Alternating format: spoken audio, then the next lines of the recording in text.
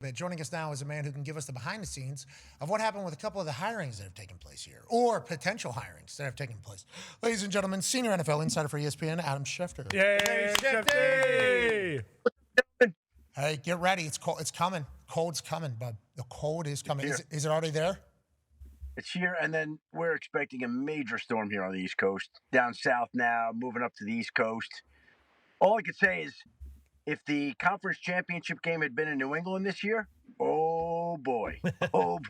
It was close. It was close. I mean, there was some things that had to happen there last week, and it could have taken place. Conman just wrote on his whiteboard and said 16 inches. We got more than a foot coming up to New England? Oh, yeah, big time. It is going to be an absolute shite show, and I think it starts Saturday night into Sunday. Which, by the way, if you're coming in to play the Patriots, you would say, of course. Yeah. Isn't this just such an interesting little thing that this always takes place? Now, on that note, we hope everybody stays safe with the weather. Let's talk about Minter getting hired in Baltimore. Congratulations to Michigan man.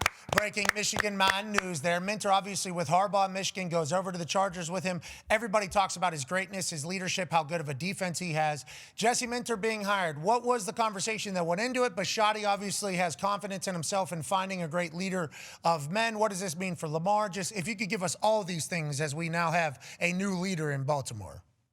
Yeah, Jesse Minter flew in there Wednesday, and I think it became very apparent to the people in Baltimore that that was somebody that they were going to want to hire ASAP. He was supposed to fly out, was supposed to go to Cleveland, never made the trip to Cleveland, stayed behind in Baltimore as they discussed a deal the entire time. And I think Baltimore probably went into this thinking that Jesse Minter would be one of the ideal candidates to hire from the cycle. I think that there were other people that they were really impressed with during the cycle. The issue is, can you wait on some of these coaches that are in the conference championship games? Can you wait on a Nate Shieldhouse or a Davis Webb or a Chris Shula? And, you know, if they win on Sunday, those guys cannot be hired until Monday, February 9th. And if you're a team like the Buffalo Bills, who didn't interview them in the window provided by the NFL rules, you can't even talk to them until their season's done. So I think Baltimore just saw Jesse Minter, knew him from the 4 years that he spent in the organization, obviously very comfortable. He was incredibly impressive during the interview, so much so that they wanted him not to fly out.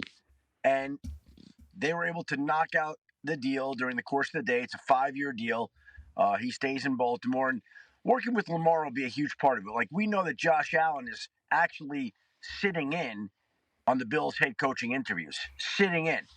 Lamar didn't do that, but I have to believe that they spoke to Lamar and are like, hey, you good with this?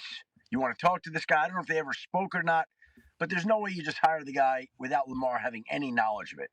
Bisciotti said they will certainly have input, but they will not have power. I have all the power. I will be the one doing the hire. I believe was Bisciotti's actual quote. And I assume that he definitely reached out to Lamar. Feels like Lamar was potentially a part of the reason for the new iteration of the Baltimore Ravens going forward. Good luck to them. Everybody loves Minter. Hopefully they're able to find an offense that continues to roll, because this year the defense was ass and shite. So Bisciotti's saying if we would have had a good defense this year, we're probably in a much better spot. Going with a defensive mind, cool. You talk about the Buffalo Bills missing the window to talk to some people because they're still playing or whatever, they're still in it. Is that why Phil Rivers is getting an interview potentially, because he's one of the people they can certainly talk to at this exact moment? They just want to leave no stone unturned. What's the realistic opportunity here for the Buffalo Phils to be taking a brand new stadium? And if Josh Allen's sitting in on these, which is fascinating, I appreciate their respect for Josh Allen and his importance to the program and his relationship with the head coach mattering for the success of them going forward. I know there's detractors to it, and I will certainly listen to them, and I understand they have their take as well. For me, I think that a quarterback is a CEO of locker room. I think that person should have seat in there, but only if they've earned it. Has Josh Allen earned it? I would say yes, but there's certainly some people that would say no as well in the entirety. Aaron Rodgers was not asked, I don't think, whenever LaFleur was hired in Green Bay. I think that was a big story. I think that ended up being something. There's been other situations in the past. But anyways, I assume Peyton was asked whenever Jim Caldwell got the job after Tony Dungy here in Indianapolis. So interesting dilemma there. But if you could explain a little bit more about Josh Allen's role in there and how normal this would be or abnormal this would be. And then also the Buffalo Phils. Phil Rivers, obviously we love him here in Indianapolis. And Did you see what he did to Seattle? Everybody's talking about the Seattle Seahawks defense. Oh, yeah. Phil Rivers, fresh off the bulletin board, fresh off the headset of coaching high school football, almost beats the Seattle Seahawks in Seattle. And everybody's like, this guy can't complete a pass. Nobody can against Seattle, but Phil Rivers still can. And that's because Phil Rivers knows this offense. Would he be offensive coordinator and head coach? Just all that involved there, Schefter. Sorry I went on a rant, but it needed to be said. Yeah. Let's start with Philip Rivers. And, he's been busy getting ready for this interview with the Bills. And my understanding is he was ready to go when he was being called into that interview this morning in Florida. He's there. That's where the Bills are doing the interviews. Philip Rivers doesn't do anything without being thoroughly prepared. And I'm going to be really surprised because he's in there right now as we speak. I'm going to be really surprised if Philip Rivers doesn't wow them in the interview. Now, are they going to hire him? I have no idea how Brian Daboll and Brady and Davis Webb, some of these other candidates are going to do.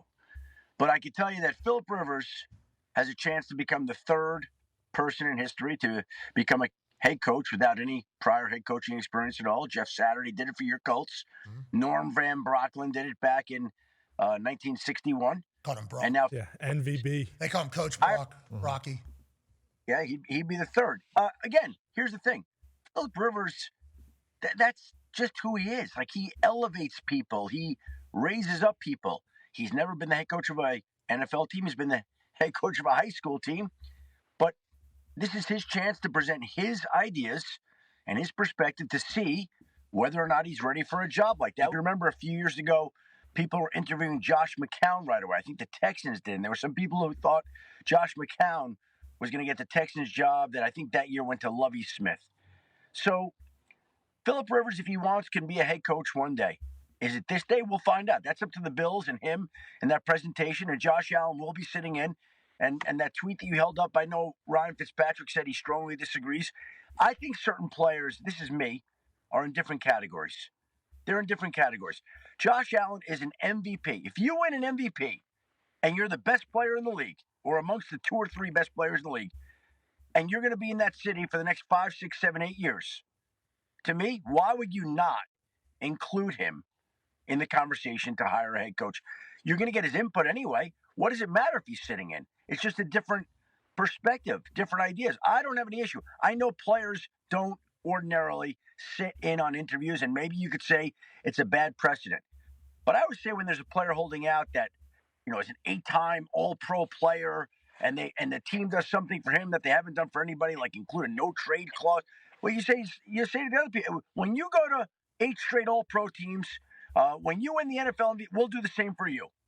And I just think he's in a different category, and it's being reflected in the way that they're conducting interviews with him being a part of it. Well, and also if he wants to be a part of it, like we go back to Baltimore, who just made their hire. Yeah. Like, did Lamar want to be a part of it? Was Lamar a part of it? How much a part of it was he? All those things. Because Bisciotti said they definitely have input, they don't have power, I believe was his exact quote. So is he also, you know what I mean? So, like, I assume Josh Allen's the same thing. Like, he certainly has his input, but he's not the one that's going to be making the decision. Ultimately, Pagula sounds like he's potentially going to be, hey, a lot of talking out of Terry. A lot of talking out of Terry. I like this when these owners. You need to start, because I know you text with the owners. You need to tell them we need more microphones in front of them. Yes. We need podcasts from these owners. We need them talking more.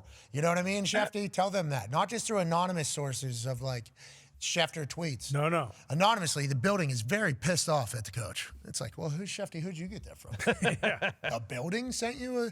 How's that even exact? We know you got connections everywhere. We know you got a busy day. We appreciate you joining us talking about the big news. Okay, coaching cycle, real quick. What do we? Who's next to get hired? Because I mentioned Stefanski going to Atlanta is wild. Like, I mentioned that as wild. I did not think that he would just get hired as quickly as he got for another head coaching role because of how it all went in Cleveland. And a lot of people in Atlanta are telling me that I need, treat this Phil Rivers interview as the same. Like, hey, you're attacking us. What about them? I think there's not a lot of huge names in this particular coach. Like, who do you think goes next? What do you think goes next? And is it just a waiting game for Shula, and maybe Kubiak and the guys that are still coaching right now in the championship weekend? Well, I think that enters into it right now. Again, if you're Buffalo, you can't talk to the people that are a part of it right now. And you're not allowed to talk to these coaches until they're out. Cleveland, to me, it seems like the Browns are looking at one of these young offensive minds, whether that's the Jaguars offensive coordinator, Grant Udinski, or the Rams passing coordinator, Nate Scheelhaus, or Jim Schwartz. And I think that that's something that they're going to be looking at strongly, because if you want to keep that defense, the continuity of it, you can't hire another defensive coach. You got to keep Jim Schwartz, and he's got to be the head coach. And these young offensive-minded head coaches, it's up to the Browns to determine when and if they're ready. So to me, that's the Browns' choice. One of these young offensive minds or Jim Schwartz. The Cardinals, they had in Anthony Campanile, the Jaguars defensive coordinator, yesterday. I still think they're looking at Raheem Morris, Mike LaFleur, the Rams offensive coordinator, who's involved this weekend. Pittsburgh, like Chris Shula, Anthony Weaver, Mike McCarthy, definitely very much in play. We'll see what the Steelers do. The Bills are just getting started. Phillip Rivers is with them right now as we're on the line, going through his interview in Florida. And then there's one other team that's out there. We're forgetting. Raiders. Cardinals, Raiders. The Raiders. I think in a perfect world, you'd also like a young, bright offensive mind to shepherd along Fernando Mendoza and to grow with him as your quarterback. Like Davis Webb would fit in Vegas, but Davis Webb might be the play in Buffalo. I think Buffalo, to me, like I said, you start with the three guys that have Buffalo connections in one bucket. Joe Brady, who had a great interview yesterday, Brian Daboll, who also is in contention, and Davis Webb. Those are the three guys to me that are in one bucket. In another bucket, you got the outsiders. Although Anthony Lynn's got great Buffalo connections too. He was the runner-up to Sean McDermott in 2017, and basically there were some people that wanted him and other people that wanted Sean McDermott. And the people who wanted Sean McDermott won out. Lynn was the runner-up. He took the Chargers head coaching job. In the midst of a relocation, he led them to a 33-31 record. So maybe we'll put him in that Buffalo bucket too. And then in the other bucket, we'll put Mike McDaniel and Anthony Weaver and Grant Udinski and Phillip Rivers, some of the outsiders. But the Bills also want to see how this weekend's games go, because Chris Shula, Nate Scheelhaus, Davis Webb, they'll also could be in play depending on whether those teams win or lose. A loss for one of those coaches is a win for their head coaching chance. Oh, no, we don't say that. Schefter. No, so for the good of ball, we can't start that. But seems like that is the accurate depiction of the situation. You're the best. Have a great day. Enjoy championship weekend, Schefter. We appreciate you. Thank you for having me. Thank you. Where are we headed? Anywhere cool right now? Are we going anywhere cool? We're doing some errands. What do we got going on? We're running around. We're trying to take care of some things before the storm hits here. Smart. Buy bread. Yeah, good move. Toilet paper. Yeah, there you go. Water, I think so. Dog food. And dog Eggs. food. Matt. Dog food, certainly good. Eggs, good. Maybe some of those Eggo waffles. Yeah. Frozen Eggo pizza. waffles, Some of frozen those. pizzas are good, yeah. Protein pockets. Okay, enjoy it all. Good luck out there. Ladies and gentlemen, that's Adam Schefter. Yeah, Schefter. Schefter.